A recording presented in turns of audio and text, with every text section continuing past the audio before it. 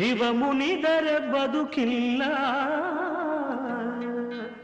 ಶಿವನಲ್ಲದೆ ಹರನಲ್ಲದೆ ಗತಿಯಾರು ನಮಗಿಲ್ಲ.